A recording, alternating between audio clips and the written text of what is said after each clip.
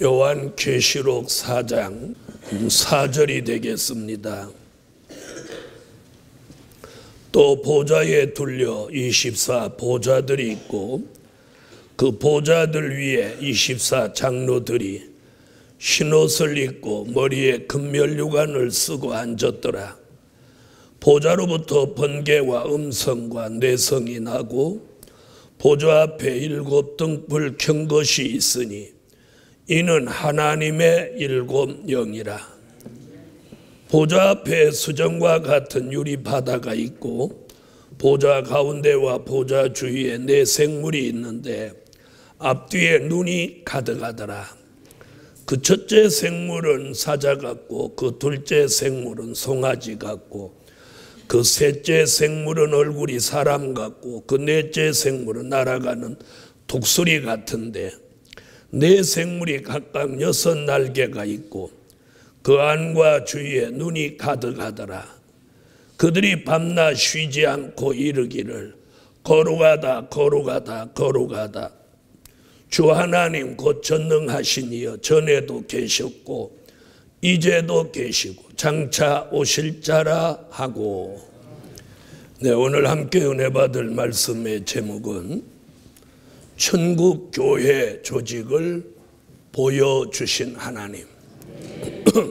어디 교회? 네, 히브리서 12장 3절에 보면 이 하늘 위에도 교회가 있다고 그렇게 보아요. 하늘의 장자들의 총회와 교회와 이런 말씀이 있어요. 땅 위의 교회는 하늘 위에 있는 교회가 땅 위의 교회로 이루어지는 겁니다. 이 하늘의 교회가 있는 이 조직을 요한계시록 4장에서 patmos섬에 있는 사도 요한을 이리로 올라오라고 말씀하셔서 하늘 교회 조직 광경들을 이렇게 쭉 사도 요한에게 보여주시고 그것을 기록해 놓은 것이 요한계시록 4장입니다. 그러니까 우리가 하늘 교회까지 안 올라가도 요한계시록 4장이라는 이 말씀을 자세히 오늘 보시고 들으시고 읽으시면 안 가보아도 아 그렇구나 알 수 있는 말씀들입니다. 아멘. 지난 주일날 말씀드렸죠. 하늘에 보좌가 있는데 거기 앉으신 이의 모양이 벽옥 같고 홍보석 같고 녹보석 같더라고. 지난주에 들으셨죠?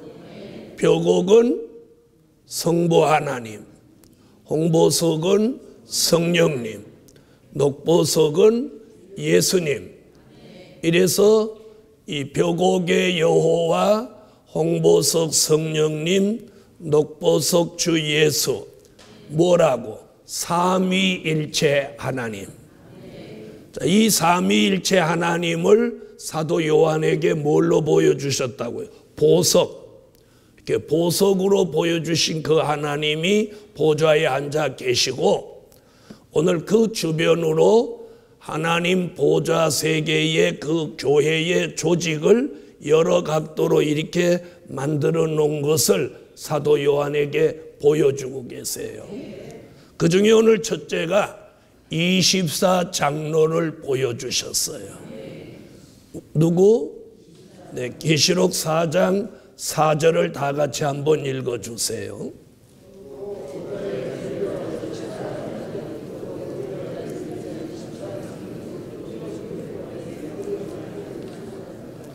(24) 장로라고 하는 것은 구약의 12지파의 족장 그리고 신약의 12사도 자 이렇게 합하여지면 얼마죠? 24 장로입니다. 그래서 이 두 부류의 사람을 합해 놓은 숫자를 24 장로라고 보는 것입니다.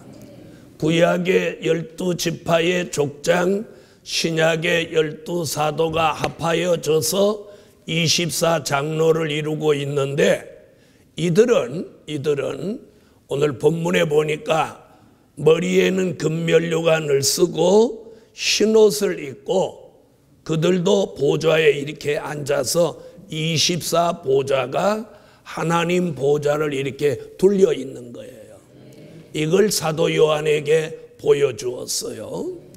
자, 24 장로는 요한계시록 4장 10절에 보면 하나님을 찬양하고 영광 돌리고, 또 요한계시록 5장 5절에 보면 5장 1절에 7 인으로 봉함해 놓은 책을 펴거나 보거나 할 리가 없어서 사도 요한이 크게 울고 있을 때 사도 요한에게 장로 중에 한 사람이 울지 말라, 다윗의 뿌리가 이기었으니 이 책과 이 7인을 떼시리라.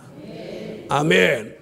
자, 이렇게 24 장로는 하나님 보좌를 받들고 영광 돌리는 것은 물론이거니와 성도들의 편에 서서 성도들이 눈물 흘리고 성도들이 안타까워하면 성도들 편에서 무언가를 깨우쳐주고 알려주기 위해서 역사한다.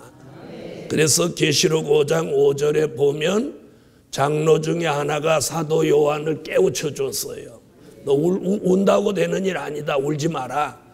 다윗의 뿌리가 되시는 예수 그리스도 그분이 이 책과 이 7인을 떼신다. 아멘. 자, 이런 걸 보여주었어요.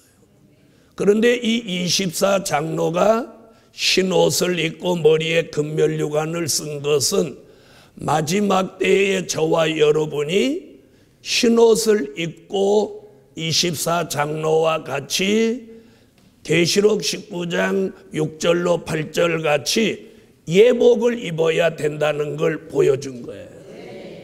다시 오시는 재림의 주를 영접할 사람은 예복을 입어야 돼요.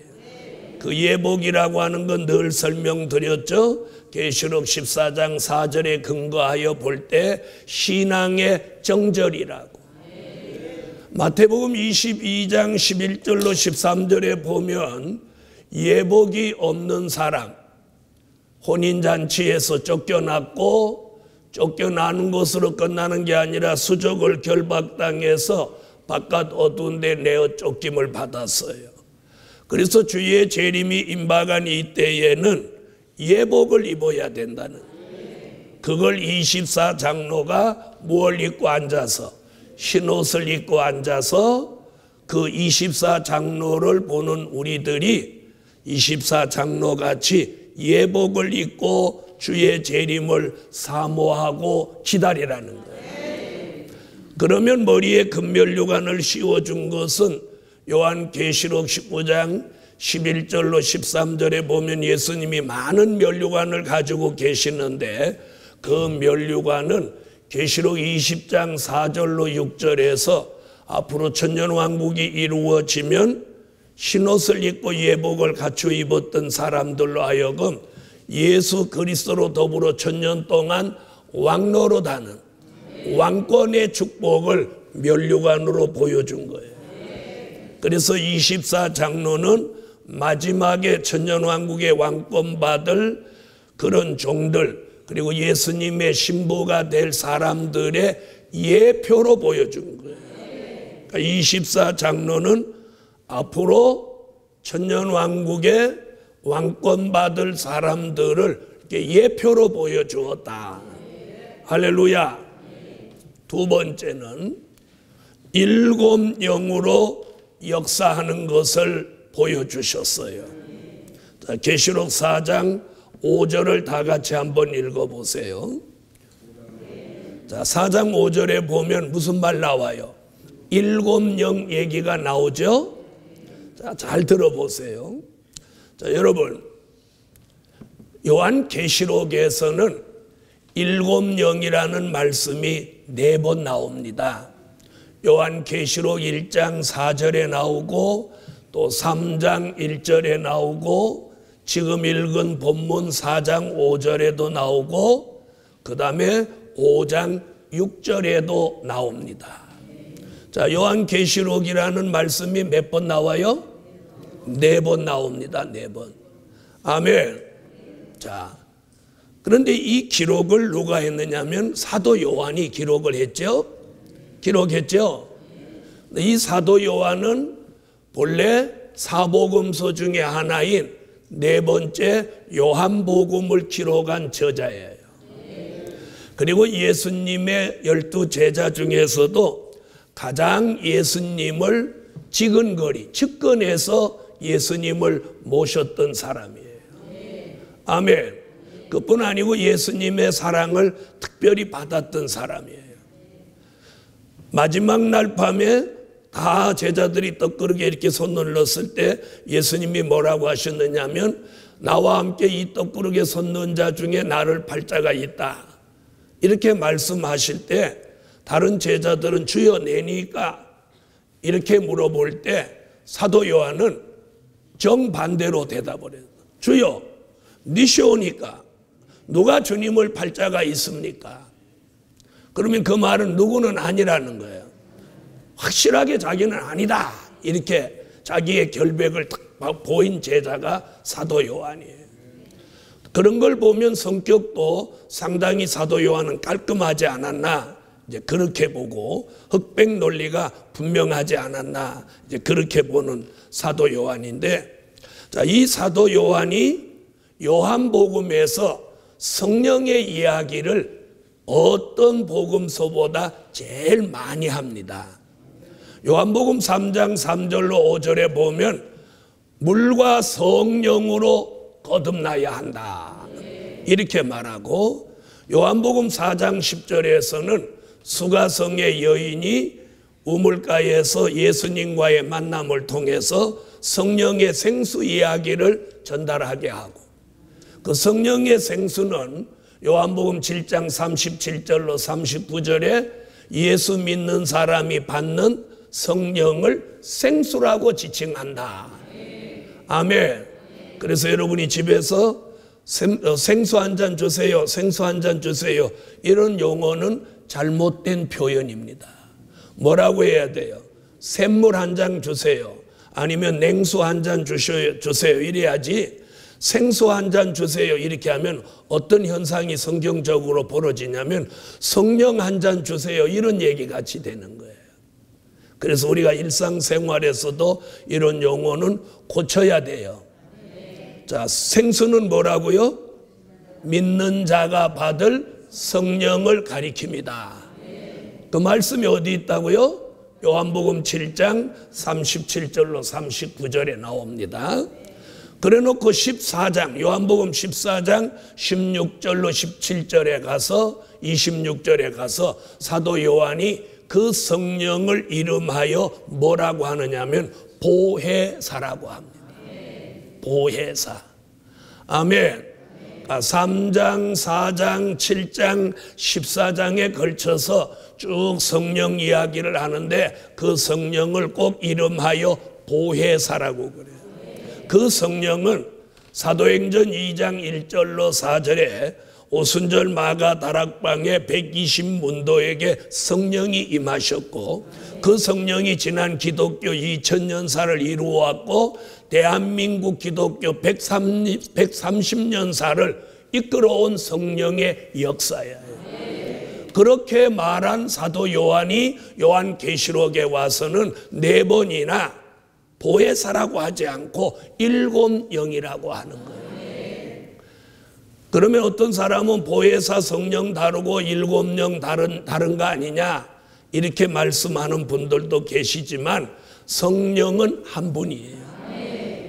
그러면 전에는 기독교가 시작할 때는 보혜사로, 그리고 요한계시록이라는 이 말씀을 통해서 기독교 종말의 역사를 마치실 때는 성령이 7영으로 우리에게 역사하신다.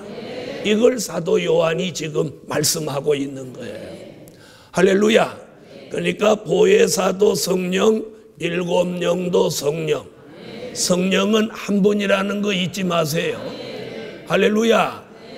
그래서 오순절 마가 다락방에 오신 성령의 역사는 보혜사로, 권능이 나가서 귀신을 쫓아내기도 하고 병든 사람을 고치기도 하고 방언을 하기도 하고 예언을 하기도 하고 이런 성령의 역사를 보여주었어요.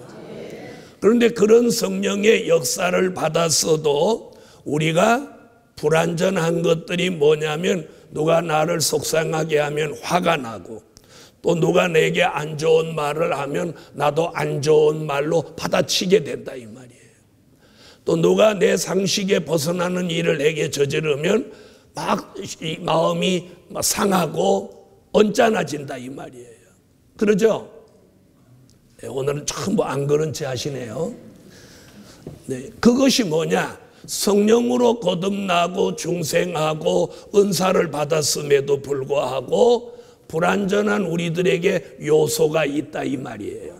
그걸 갈라디아서 5장 16절로 17절에 그걸 뭐로 우리에게 표현해 주냐면 성령이 우리 속에 들어오면서 우리는 두 가지 소욕을 공존하게 돼 있어요.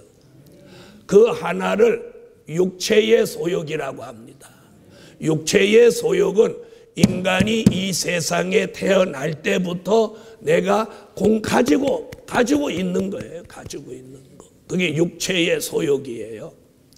자, 좋은 걸 보면 가지고 싶어. 그 다음에 이렇게 길에 가다가 예쁜 꽃이 있으면 그냥 보아야 되는데 그걸 홀딱 꺾고 싶어. 그걸 홀딱 꺾어가지고 집에 갖다 꼽아 놓는단 말이에요. 그러니까 얘가 며칠 있다가 시들어버린. 거기다 그냥 놨으면 한 달은 갈 애를 홀딱 꺾어갖고 집에 갖다 꼽아 놓으니까 3, 4일 만에 얘가 죽어버리는 거예요. 이게 육체의 소욕이에요. 남이 안 가진 거 있으면 가지고 싶고 남이 안 가진 걸 가지고 있으면 괜히 으쓱하고 자랑하고 싶고 이러는 것이 이게 육체의 소욕이에요. 응? 그리고 신경질 나고 혈기 나고 원망하고 고집 쓰고 이러는 것이 다 육체의 소욕이란 말이에요. 응? 예배 드릴 때는 신사 중에 신사 같고 승려 중에 승려 같은데 뭐 무슨 일 벌어지면 신사고 승려고 없어. 그냥 막 해붙이는 거야. 이게 뭐라고요? 이게 육체의 소욕이에요. 그런데 성령이 들어오면서 성령의 소욕이라는 게 하나 생겼어요. 아멘. 그래서 우리 속에서 영의 사람은 이 성령의 소욕과 육체의 소욕으로 늘 부딪히는 갈등이라는 걸 유발하고 사는 거예요. 육체는 성령의 소욕을 거스리고 성령은 육체의 소욕을 거스리는 거예요. 그럼 오늘 주일날 볼 일 있는데도 안 가시고 오늘 성전에 오신 것은 육체의 소욕이 이겼나요? 성령의 소욕이 이겼나요? 아, 그건 아시는군요. 그럼 오늘 오신 분들은 전부 승리하신 분들이에요. 아멘. 오늘 아침에 일어나기 싫어서 꾸물꾸물하다가 깜빡 잠들어서 눈 떠보니까 10시 30분이야. 아, 지금 가서는 이미 교회 늦었으니까 오늘은 제끼자. 이런 사람은 육체의 소욕이 이긴 사람. 늦었지만 지금이라도 가야 돼. 그리고 막 쫓아오신 분은 성령의 소욕으로 이기신 분들이에요. 할렐루야. 주일날만 되면 일어나는 게 싫은 분들 이 육체의 소욕이 강해서 그런 거예요. 주일날만 되면 막 성전을 사모하고 오늘은 문재선 목사가 무슨 설교할까 막 기대가 되고 이러는 분은 성령의 소욕이 살아서 역사하시는 분들이에요. 그런데 늘 삶 속에 멍 때리고 다니시는 분은 육체의 소욕도 성령의 소욕도 이미 다 접어놓으신 분들이에요. 여러분은 오늘 어느 쪽 분들이에요? 오늘 성령의 소욕이 살아나야 돼. 성령의 소욕이. 그래서 막 찬양이 뜨겁고 기도가 뜨겁고 설교가 삭삭 들어오고 말씀이 재미가 있고 예배가 좋아지고 이런 건 성령의 소욕이 살아나는 거예요. 저렇게 멍하게 앉아 계신 분은 성령의 소욕도 육체의 소욕도 그냥 멍 때리고 있도록 만드는 거예요. 여러분, 성령의 소욕과 육체의 소욕이 늘 부딪히면서 이 심령의 갈등을 유발하고 더 나아가서는 여기 전쟁이 일어나는 거예요. 안 좋은 일이 여기 막 발생하는. 이럴 때 그런 삶을 살아왔는데 오늘 사도 요한은 7 영의 역사가 또 한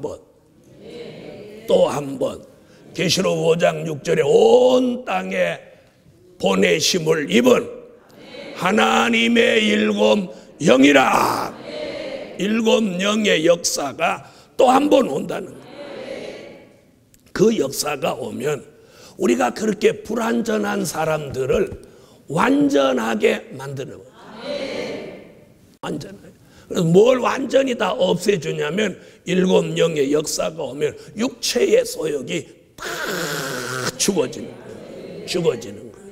아멘 하신 분은 육체의 소욕이 죽어지고 성령의 소욕이 살아나고, 아멘 안 하시고 가만히 계신 분은 육체의 소욕이 살아나는 거예요. 그래서 막 짜증나고 속상하고 올 한 해가 여기가 막 바글바글 끓고 사는 거예요. 여러분 똑같은 말을 들어도 내가 성령의 소욕이 충만할 때는 거슬리지 않아요. 그렇게 말할 수도 있지. 저 사람이 상당히 오늘 마음이 좀 속상한가 보다. 이렇게 그 사람을 도리어 이해하고 배려해요. 그런데 내가 육체의 소욕이 막 살아나고 성령의 소욕이 소멸됐을 때는 누가 조금만 귀 걸린 소리를 하면 전혀 이해가 안 돼. 바로 뭐가 나가도 나가는 거예요. 예루살렘 교회 여러분, 그랬던 사람들이라도 7 영의 역사가 오면 데살로니가 전서 5장 23절 같이 그들의 영과 혼과 몸까지 우리 주 강림하시는 그날에 흠없게 보존되게 하시는 거예요. 괜찮으면 아멘 하세요. 그래서 이 7 영의 역사가 오면 불완전한 우리를 완전하게 만드시는데, 그 완전하게 만든다는 게 뭐냐면 요한계시록 1장 20절에 보면 7 별 같은 종을 만든다는 거예요. 할렐루야. 그런 종이 어떤 종이냐? 한마디로 말하면 예수 그리스도의 형상을 완성하는 거예요. 보혜사 성령은 예수가 믿어지게 하는 데까지 하시는 거예요. 그러면 7 영의 역사는 예수가 믿어진 그 사람들을 예수 그리스도의 형상을 완성하도록 만드는 거예요. 오늘 우리 예루살렘 교회 성도 여러분, 우리는 예수를 믿습니다. 믿으시는 분 아멘 하세요. 그 믿었던 예수, 이제 그분을 닮는 데까지 이르러요. 그 다음 세 번째는 뭘 보여줬느냐? 내 생물의 역사를 보여주셨어요. 뭘? 내 생물의 역사. 6절부터 8절 사이에 내 생물이 나옵니다. 자, 생물의 모습이 4가지로 나와서 이걸 내 생물이라고 하는데 잘 들어두시면 유익합니다. 자, 첫째 생물은 사자같이 보여줬고, 둘째 생물은 송아지, 셋째 생물은 사람 같고, 넷째 생물은 독수리같이 보여주었어요. 이 4가지 모습을 가진 생물을 내 생물이라고 하는데, 이미 선지서에서는 에스겔서 1장, 에스겔서 10장, 이사야 6장에서도 이 내 생물이 등장을 합니다. 그런데 요한계시록 4장 이 천국교회 조직에서 이 내생물이 갑자기 등장하는데, 이 내생물은 24장로와는 달리 하나님 편에서 모든 일을 하는 거예요. 아멘. 하나님 편에서 모든 일을 하는데 무슨 말이냐면, 하나님 편에서 마치 비서실 같이 하나님이 이렇게 수종 들고 하나님이 무슨 일을 대행하고 이러는 일을 하는 게 이 내생물이에요. 그래서 요한계시록 6장 1절로 8절에 보면 이 내생물이 인을 뗄 때 오라고 부르기도 하고 인 떼는 역사에 참여하기도 하는 일을 이 내생물이 합니다. 자, 얼굴이 사자 같다고 하는 것은 들짐승을 대표한 것을 말함이며, 송아지 같다는 건 가축을 대표한 것이고, 사람의 얼굴 같다고 하는 건 인간을 대표한 거예요. 그리고 독수리 같다고 하는 것은 날짐승을 대표한 거예요. 오늘 상당히 여러분이 설교를 안 들으셔요. 에? 지난밤에 뭘 하셨는지 상당히 여러분이 설교를 안 듣고 그냥 이러고 계세요. 제가 이렇게 있어 볼 테니까 은혜 되나 보세요. 바보 같죠? 목사가 강단에 올라와서 이러고 있으면 자기가 바보라는 걸 광고하는 거예요. 이게 이제 방송에도 나가는데 그렇게 하고 있으면 제가 세계적인 바보가 되죠. 오늘 여러분도 하나님 앞에서 지금 나 바보야 그러고 있는 거예요. 자, 내 생물이 어떻다고요? 누구 편에서 일한다고요? 하나님 편에서. 그런데 요한계시록 4장에서 이 내생물을 하나님 편에서 일하는 걸 보여주는 이유가 뭐냐면 여기 담겨있는 진리가 있어요. 그 진리가 뭐냐면 저와 여러분이 내생물같이 하나님 편의 사람으로 살아가라는 거예요. 하나님 편의 사람으로 살아가라는 거예요. 이게 우리에게 주시는 진리예요. 여러분, 교회는 예수 그리스도의 몸체고 교회의 머리는 예수 그리스도예요. 여러분, 대한민국 교회 그리고 오늘 예루살렘 교회, 우리 교회가 여기 오시는 성도들 모두가, 저도 여러분도 다 하나님 편의 사람이 돼야 돼요. 그런데 요즘 막 교회 안에서 분쟁이 일어나는 게 뭐냐? 난 담임 목사 편이다. 나는 담임 목사 반대한다. 막 이래서 막 싸움이 벌어지는 거예요. 지금 그런 교회들이 수도 없어요. 이건 굉장히 한국 교회의 이건 불행이에요. 불행. 그래서 이 교회가 자꾸 또 갈라지고 거기서 막 찬성하는 사람, 반대하는 사람 막 붙어서 이방인도 하지 않는 짓들을 하고 이러는 것은 이는 전도하는 일에 굉장히 걸림돌이 되는 거예요. 그래서 지금 내생물을 통해서 하나님 편의 사람이 되라는 거예요. 자, 여러분은 누구 편이에요? 담임 목사 편은 없네요. 그래서 막 원로 목사 편, 담임 목사 편, 장로님 편, 권사님 편, 교회 안에 이 편 가르는 게 이게 사단의 역사예요. 우리는 모두 하나님 편의 사람이 돼요. 하나님 편의 사람으로 생각하세요. 하나님 편의 사람으로 마음을 가지세요. 하나님 편의 사람으로 말을 하세요. 하나님 편의 사람으로 행동하세요. 그러면 아무 일 없어요. 그래서 무슨 마음을 먹을 때 하나님 편에서 마음을 가져보라고. 생각을 할 때 하나님 편에서는 이걸 어떻게 하실까? 하나님 편에서 마음 먹고 생각하고 말하고 행동하는 그런 교회는 절대로 사람을 중심해서 편가르는 교회는 안 되는 거예요. 교인이 몇십 명인데도 편이 2편, 3편이에요. 예루살렘 교회요. 오늘 하나님 이 천국 교회 내 생물은 하나님 편에서 일을 하는 거예요. 그래서 사자 같다고 하는 것은 미가서 5장 7절로 8절, 요한계시록 10장 1절로 3절 같이 사자 같은 용사의 신앙을 가지고 하나님 편의 사람으로 살으라는 거예요. 비굴하게 살지 말고 비겁하게 살지 않아요. 비굴하고 비겁하게 사람한테 붙어서 살면 안 되고 용사같이 강하고 담대한 신앙으로 하나님 편의 사람으로 살아가라는 거예요. 돈의 노예가 되지도 말고 사람의 노예가 돼서 끌려다니지 말고 하나님의 말씀대로 살아가는 그런 젊은 사자 같은 용사의 신앙을 가지라는 게 이 진리예요.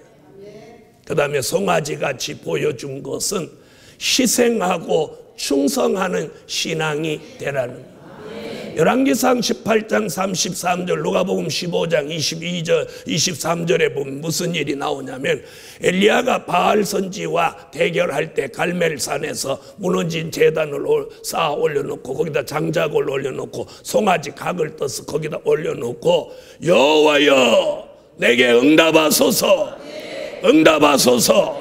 그러니까 하늘로 불이 샥 내려옵니다. 그러면서 송아지 위에 불이 붙어서 나무를 태우고 돌을 태우고 흙을 태우고 물을 핥은 듯이 살라버렸어요. 바알 선지 450인이 그걸 지켜보고 있는데 엘리야가 하나도 도망하지 못하게 잡으라. 그들을 다 기선신에 쳐 죽여버렸어요. 엘리야의 제단의 승리를 이루는 일에 그 송아지 한 마리가 올라감으로 응답이 내렸어요. 누가복음 15장 23절에는 탕자가 아버지 품을 떠났다가 돌아왔을 때 그 아버지가 살찐 송아지를 잡아가지고 동네 사람을 불러놓고 죽었던 내 아들이 돌아왔다고 함께 먹고 즐기자고 하면서 그 살찐 송아지를 거기서 희생시켜서 많은 사람에게 즐거움을 줍니다. 교회 안에 이 한 마리의 송아지 같이 말 없이, 이 송아지가 죽으면서 말 없었어요. 말 없이 희생하고 봉사하는 사람이 교회 안에 많으면 그 교회는 잘 됩니다. 그런데 희생과 충성은 하지 않고 말만 많이 하는 교인이 많으면 그 교회는 무너지는 거예요. 말을 많이 하는 건 별로 좋은 게 아니에요. 말은 적게 하고 희생하고 충성하는 송아지 같은 그런 종들이 이 교회가 많아져야 돼요.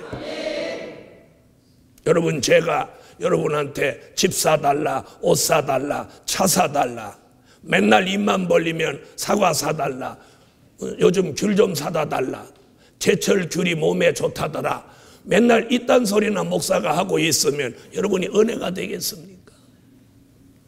그런 소리 안 하고 묵묵히 하나님의 말씀을 전하고 전국으로 다니며 세미나하고 새벽에 나와 기도하고 묵묵히 하나님의 교회를 지켜내고 어쨌든 하나님의 일을 잘하려고 애쓰고 힘쓰는 그 모습이 아름다운 것이죠.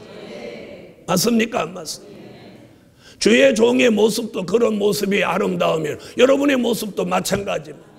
교회 안에서 자기 목소리를 높이고 자기 세를 자기 편으로 이렇게 만들어가고 눈에 거슬리는 일이 있으면 그걸 기도할 생각 안 하고 그걸 발설하고 안 맞으면 성토하고 이러는 건 하나님 편의 사람이 하는 짓이 아니에요.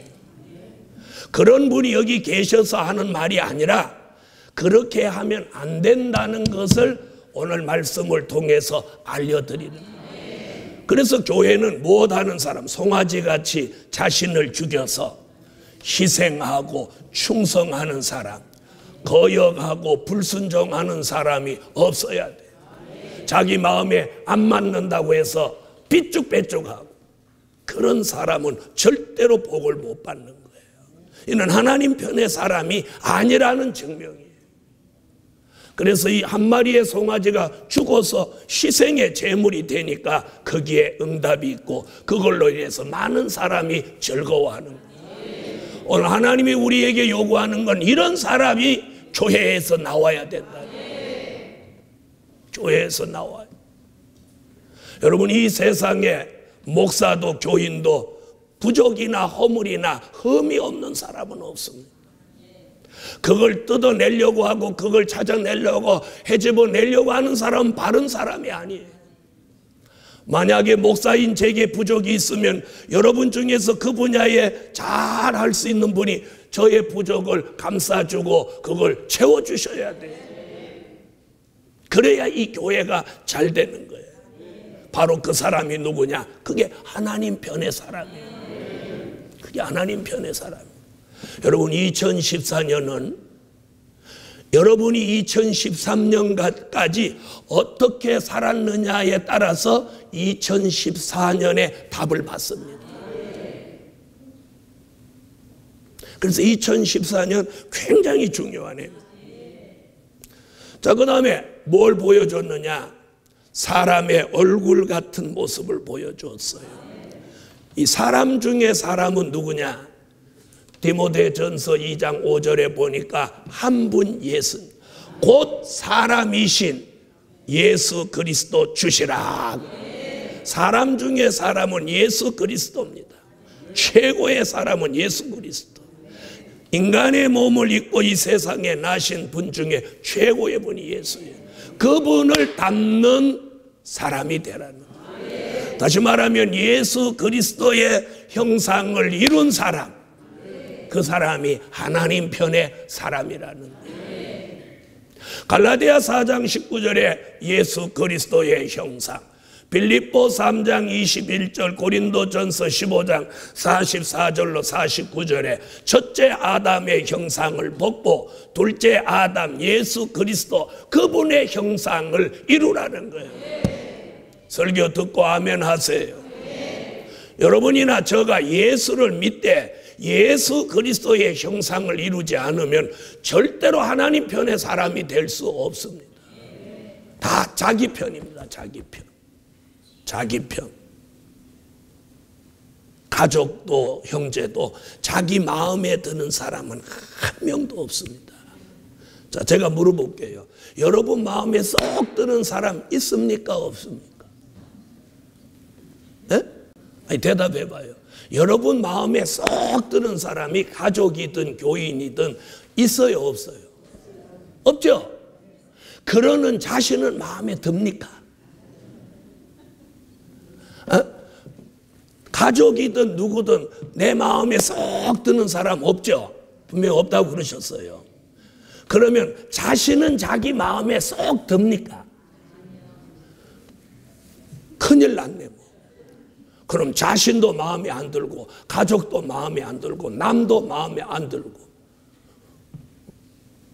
그게 사람입니다. 그게 마음에 안 듭니다. 예. 그런데 어떻게 하면 마음에 드냐? 사랑하면 마음에 들어요. 사랑하면 모두 다 마음에 들어지도록, 내가 저 사람이 내 마음에 안 든 애가 아니고 내가 저 사람한테 맞춰주고 잘해주려고 하는 마음이 이 속에서 일어나게 하는 게 그리스도의 형상이에요. 이게 창세기 1장 26절로 28절에 하나님이 인간을 창조하실 때 모습이 그거예요. 하나님의 형상대로 모양대로 지었단 말이에요. 이 모습이 하나님의 모습이래요. 그런데 이 모습을 가지고 막 도끼 눈을 하고 포악을 떨고 입으로 해서는 안 되는 말까지 자식한테 부모한테까지 하게 된다 이 말이에요. 그런 삶에서 벗어나라는 것이 오늘 예수 그리스도의 형상. 할렐루야. 아까 뭐라고 그랬어요? 7영의 역사가 오면 우리는 예수 그리스도의 형상으로 회복된다. 그게 오늘 내 생물 중에 세 번째 생물, 사람의 얼굴 같다는 거예요. 그 다음에 네 번째 생물은 독수리 같다. 자, 독수리 같다고 하는 이 속의 진리는 뭐냐? 이사야 40장 29절로 31절, 이사야 46장 10절로 11절에서 말하는 이 영계의 축복입니다. 독수리는 이렇게 올라가는 겁니다. 정상적인 독수리는 논둑에 앉아있지를 않아요. 이렇게 높이 떠있지.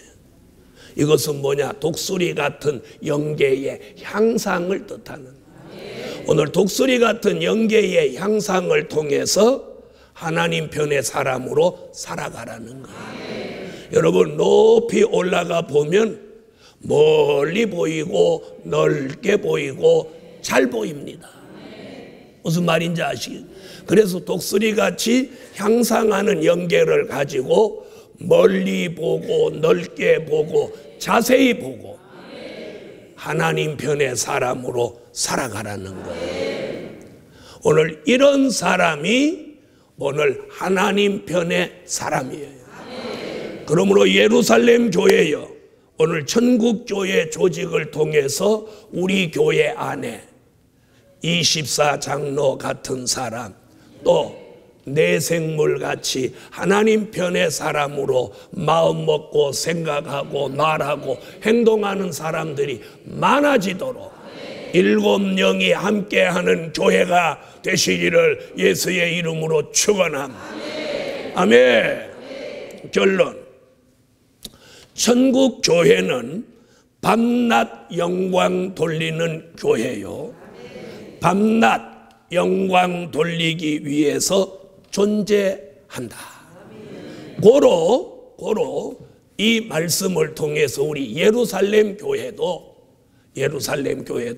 밤낮 하나님께만 영광 돌리는 교회로 존재해야 돼요. 아멘. 예루살렘 교회가 존재하는 것은 밤낮 하나님께만 영광 돌리기 위해서 이 교회가 존재해야 돼요. 그래야 이 교회가 주님의 교회요, 정말 하나님이 사랑하는 하나님 편의 교회입니다. 기도 올리겠습니다. 전능하신 주님, 우리 교회가 하나님 편에서 늘 영광 돌리는 교회로 존재하고 주님 오시는 그날까지 변함없는 교회 되게 하시고 그런 교회로 예수님이 늘 왕래하는 그런 금초대 교회가 되게 하여 주옵소서. 교회 안에 늘 은혜가 충만하게 하시고 서로 사랑하고 아끼고 이해하고 협력하는 그런 분쟁과 다툼이 없는 교회가 되게 하여 주옵소서. 저희들 한 사람 한 사람 모두가 하나님 편의 사람으로 살게 하여 주옵소서. 예수님의 이름으로 기도 올려옵나이다. 아멘.